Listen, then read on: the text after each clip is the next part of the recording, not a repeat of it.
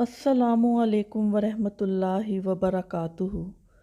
Washington में एक doctor कहते हैं, मेरा दिल करता है कि सारे मुल्क में नमाज को लागू कर दूं।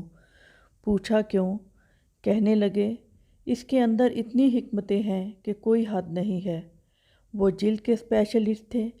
कहने लगे कि अगर इंसान के जिस्म को मादी नज़र से देखा जाए तो इंसान का दिल पंप की मानत इसका इनपुट भी है और आउटपुट भी। सारे जिस्म में ताज़ा खून जा रहा होता है और दूसरा वापस आ रहा होता है।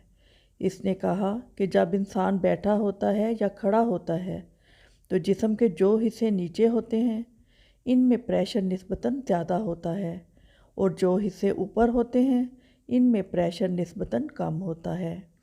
मसलन 3 मंजिला इमारत हो और नीचे पंप लगा हुआ हो तो नीचे पानी ज़्यादा होगा और दूसरी मंजिल पर भी कुछ पानी पहुंच जाएगा, जबकि तीसरी मंजिल पर तो बिल्कुल नहीं पहुंचेगा।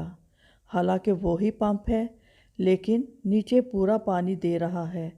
इस ऊपर वाली मंजिल में कुछ पानी दे रहा है और सबसे ऊपर वाली मंजिल पर तो बिल्कुल पानी नहीं जा रहा। इस मिसाल को अगर सामने रखते हुए सोचें तो इंसान का दिल खून को पंप कर रहा होता है और ये खून नीचे के अज़ा में बिल्कुल पहुंच रहा होता है, लेकिन ऊपर के अज़ा में इतना नहीं पहुंच रहा होता। जब कोई ऐसी सूरत आती है कि इंसान का सर नीचे होता है और दिल ऊपर होता है तो खून सर के अंदर भी अच्छी तरह पहुंच जाता है। मसलन जब इंसान नमाज के सजदे में होता है तो महसूस होता है जैसे गोया सारे जिस्म में खून फिर गया है। आदमी सजदा थोड़ा लंबा कर ले तो महसूस होता है कि चेहरे की जो बारीक बारीक शरियानें हैं इनमें भी खून पहुंच रहा है। तो वो कहने लगे कि आम तौर पर इंसान बैठा, लेटा या खड़ा होता है। बैठने, खड़े होने और लेटने से इंसान का दिल नीचे होता है जबकि सर ऊपर होता है।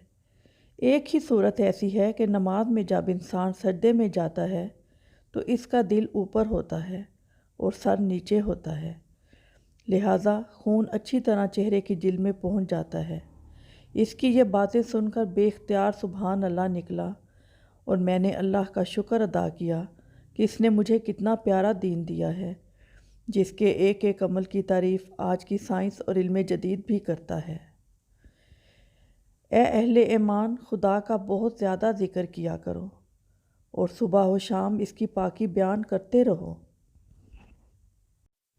खुदा की मस्जिदों को तो वो लोग आबाद करते हैं जो खुदा पर और रोज़े क़यामत पर ईमान लाते हैं और नमाज पढ़ते और ज़कात देते हैं और खुदा के सिवा किसी से नहीं डरते। यही लोग उम्मीद है कि हिदायत याफ्ता लोगों में दाखिल हों।